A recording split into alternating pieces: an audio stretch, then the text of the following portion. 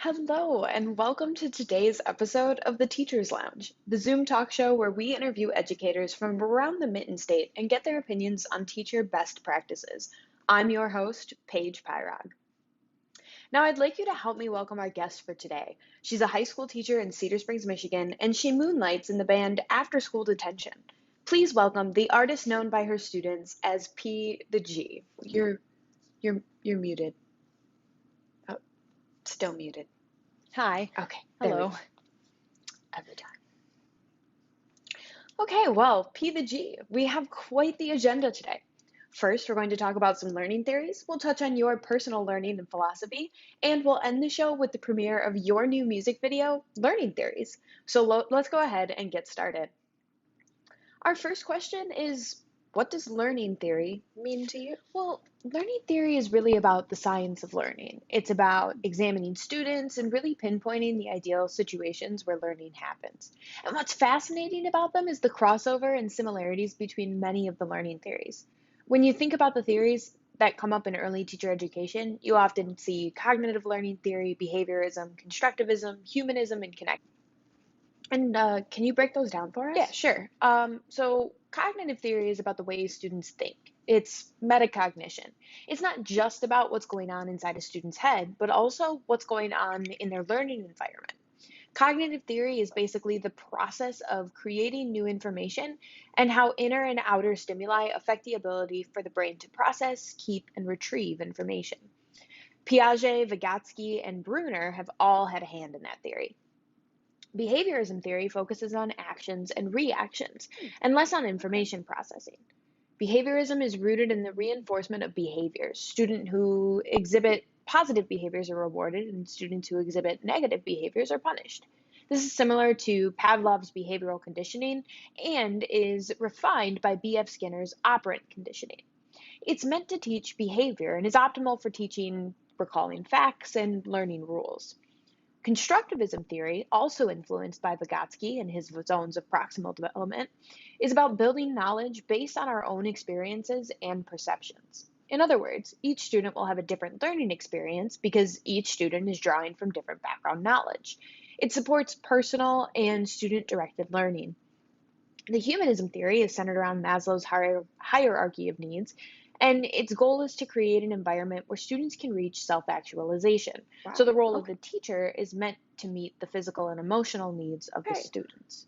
Connectivism is the newest theory, and it's about connecting the hobbies, lives, and goals of our students and their learning.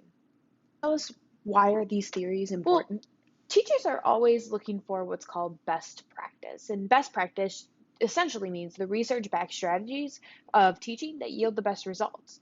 So these theories are part of that foundation of best practice. Good teachers are applying the principles of those theories during their instruction. Okay, all right. Well, what theories are seen in your classroom, P2G?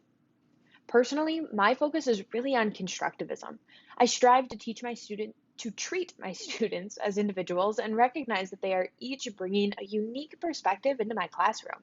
I try to offer as much as I can for students to pursue their interests. Typically, I do that through choice books and free writes. I start each semester with an assignment where students introduce themselves in an email format. I show them how to write a professional email, and I give them questions to answer to help me get to know them. I also ask them classroom preferences, like where they feel most comfortable sitting in the classroom, what kind of feedback they respond best to, and their biggest successes and struggles in my course. That way, I know where each student will need the most help. Really, I want my students to be leading classes. I want them to feel confident in discussions and ask clarifying questions and dive a little deeper into the themes and lessons in class.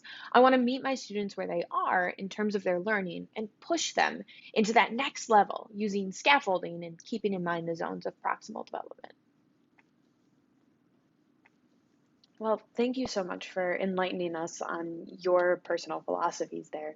I believe that you wrote a song for us about learning theories, and there's a music video to go along with it. I hope you guys like it. It's fantastic. Cool. Well, let's go ahead and get that going. Here's P the G's music video for learning theories.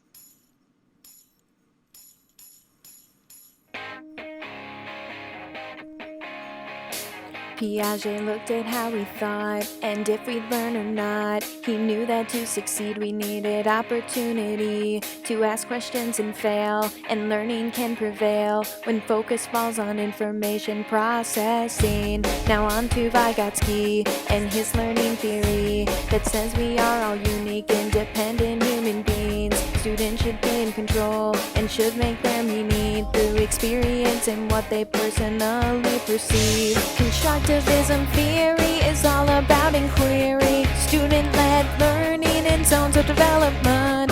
Cognitivism theory is more about thinking, organizing info, and participation.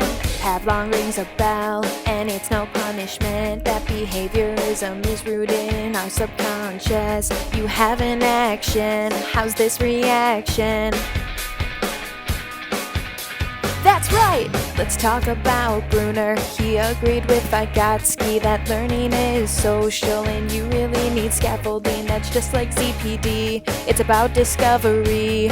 Teachers are facilitators and they model tasks. Robert Gagne says for Bill, Bob, and Cortez, attitude and instruction will help them learn it all. Behaviorism theory can't be your one and only. You need more than management to be a good teacher. Just add another theory or follow the taxonomy. A little trial and error will keep you on the job.